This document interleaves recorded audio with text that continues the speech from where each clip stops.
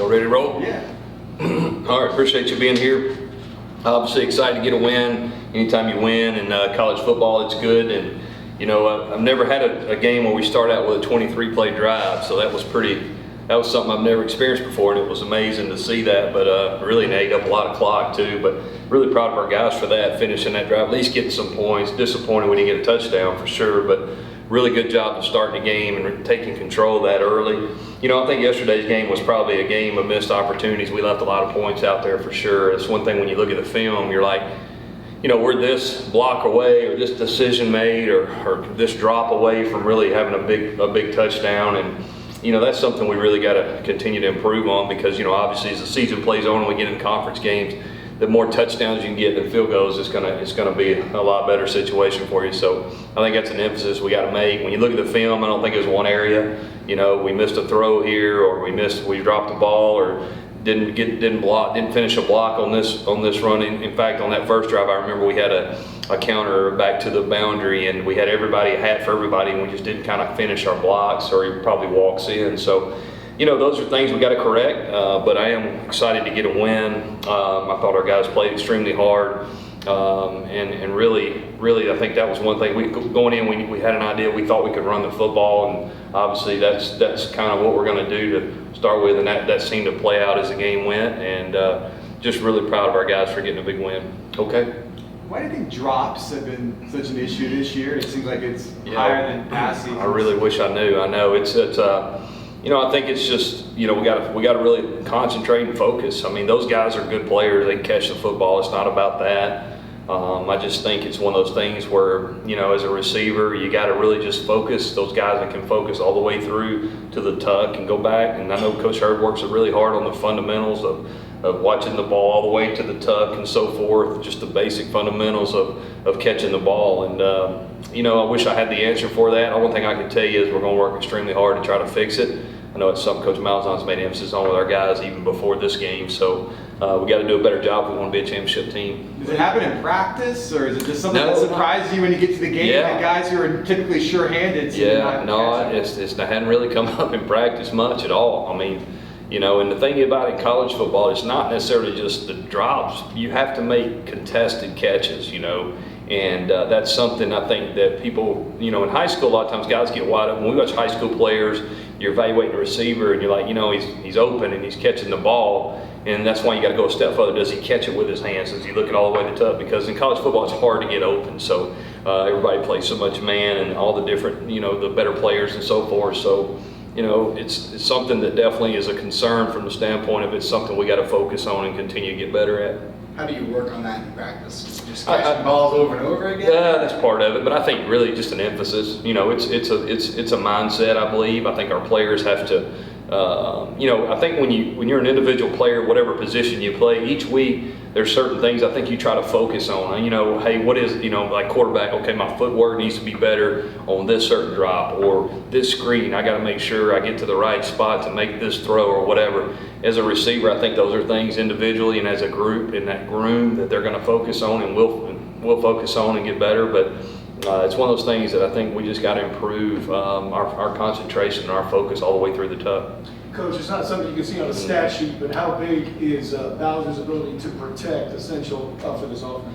Yeah, it's huge. I mean, he's a big body, first of all, because a lot of guys, what they want to do in this day and age is they want to get 5 one-on-one blocks in your O-line because that creates the matchups they want. And they do that different ways. You can line up with 5 guys on the line of scrimmage. They can blitz one guy, then make it a 5-man deal, or whatever the case may be. So therefore, it's always going to leave your back responsible for a couple different guys. And if they have one of those guys on, you know, we try as much as we can to design the protection where our running backs have good matchups.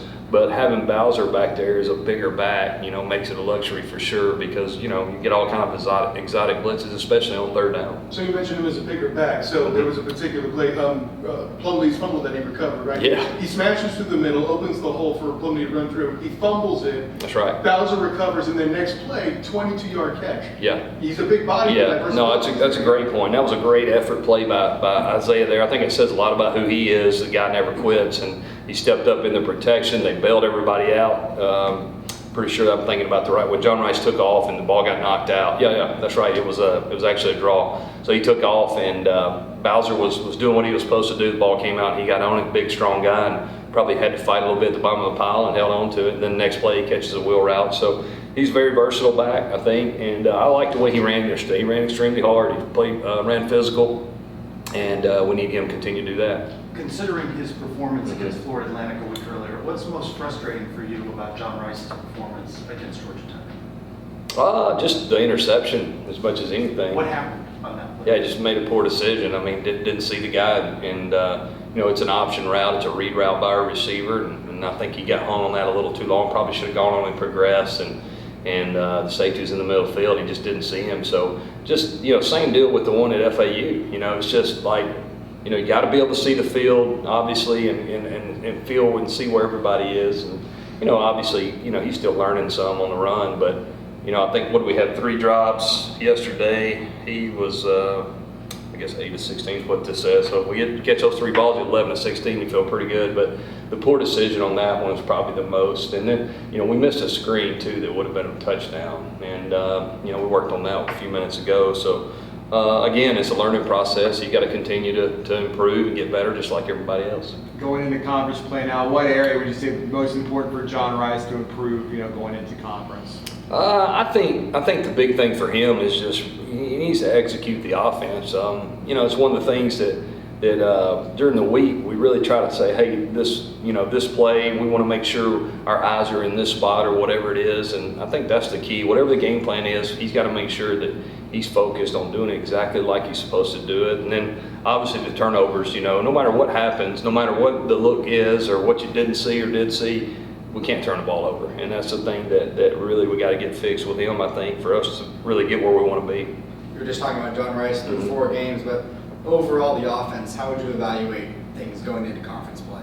Yeah, I think we're headed in the right direction. We just, like I said, left some points out there yesterday, but I think obviously, we got some talented running backs. I think we're got a chance to be good up front. We're still a little bit of a work in progress in some respects, but to win a championship, I do think you have to be able to run the football. It's something I think we obviously our team believes in. Coach Malzahn obviously believes in that as well, and I think that's something that we're going to be able to do. But it's going to get harder and harder each and every week, and therefore we got to be able to make plays out on the perimeter to help with that. But I like where we are. I think we're still in a great spot. We just the things that happened yesterday just seemed like we could never get that one play to get us going. We miss a throw or we drop a ball or miss a block, and we got to get all that stuff clicking, and hopefully now that we're getting conference play when it really counts that we'll get that stuff fixed. You talk about leaving points on the field, Coach. Even with that in mind, we could really get bigger, probably find something in Louisville and FAU as well from missed opportunities. Yep. Team's still 3-1. What does that say? Yeah, I think that's the thing you got to remember is we won the game and we are 3-1, and we're excited about that. And but at the end of the day, each week's if you look around the country, each week's a different chapter of the book, so to speak. You better be ready to go. And I know SMU's got a good football team. I haven't watched those guys much at all yet, but just from seeing those guys over the last year or so, they're very talented. We're gonna have a work cut out for us, but we get to play here at a bounce house, and we'll have a good week of practice and be ready to go. A couple weeks ago, the talk was about trying to get more touches for Johnny Richardson. What about for Ryan O'Keefe? It seems like through 4 games, he's not really made much of a splash. Yeah, let's see. We got him a few touches yesterday, I guess, and I think he had 1 drop. So, yeah, I think it's something definitely, it's a focus trying to get him touches. A lot of it depends on what defense we're seeing, too. Yesterday, trust me, they know they know that Ryan O'Keefe needs to get the ball, too. So sometimes there's opportunities for other people because of that, tilting coverage his way or whatever. So, each week, though, we got to continue to find ways to get him the ball for sure. Receivers obviously love getting the ball. I know you said the game plan, you were able to run the ball. That's what you were going to do yesterday against Georgia Tech. But the receivers get frustrated sometimes when they feel like they should get the ball maybe more than they are. No, I don't think so. Does that happen? Not that I know of. We won, so I know they're excited about winning. So it's a team game. You want to win, right?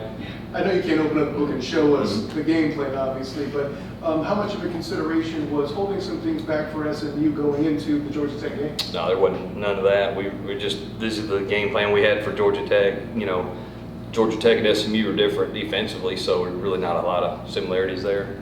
Did your time, when your first in Auburn, did you overlap with Brett Lashley, the SMU head coach? Were you guys there? Yeah, Auburn my first, together? 2013. Yeah, I was there with him then. He's a great guy. really does a good job. I'm excited for him when he got that job, and not going to enjoy playing against him. He does a great job with his team, and they look like they have a talented offense for sure. And defensively, I know their defensive coordinator too. We've gone against him. He does a good job. So big challenge for us. What have you liked about R.J. Harvey the last couple of games? And Yeah. what do you think he can mean to the offense going forward? You know, I think he gave us a spark yesterday for sure. If you really look back at how that game played out, you know, when he got in there, it seemed like he made plays, and he's a big physical guy that can run. The guys bounce off of him. He took a big hit and kept on going, and so I'm excited about him. He's a talented guy. He can catch it out of the backfield and run between the tackles, and I think he's improving each and every day. You know, he was injured when I first got here, or was coming off an injury. Didn't get to see as much, but it seems to me like he's really taking that next step and headed in the right direction. And going back to coming out of camp, Kamora Gamble said that the thing he felt like he got better the most at was run blocking. Do you feel like that materialized against Georgia Tech? Yesterday, I'll say he was better yesterday. I know that was a focus, Coach Blackman, and it was working with him on this week, and I definitely think he took a step in the right direction. And he's a talented guy, but that's a huge part of the position he plays, so we need him to continue to grow, but he got better for sure. I know you're not the special teams coach, but how reassuring is it to you as the offensive coordinator when maybe a drive stalls, you can't get in the end zone, you have a kicker like Colin Boomer who was able to connect on 4 field goals yesterday? Yeah, that was big. I tell you, you don't really appreciate kickers until you don't have one, you know, and you know, over the years, everywhere I've been, you know, those guys are a little bit sometimes underappreciated, but you know, it's good to see that him come in and hit a few field goals there, and I guess 4 yesterday, so big day for him, and really proud of how he handled that. Did Georgia Tech show you anything defensively that threw you guys off a little bit that you weren't expecting? They were a little different. I think their head coach, I read somewhere, was getting more involved in defense, so they were a little different. Flashed some odd, a little more odd maybe than we maybe anticipated, but you know, I would say it was in the same family, but yeah, a little bit different at times. At the end of the day, though, I thought, you know, you had to be prepared for, and we kind of anticipated we might see some different looks, but you never know what they are, you know what I mean? So as the game went on, I thought we got a beat on what they were doing and hit some good runs there for sure. Well, how do you think John Rhys responded to that being a little bit different than you anticipated?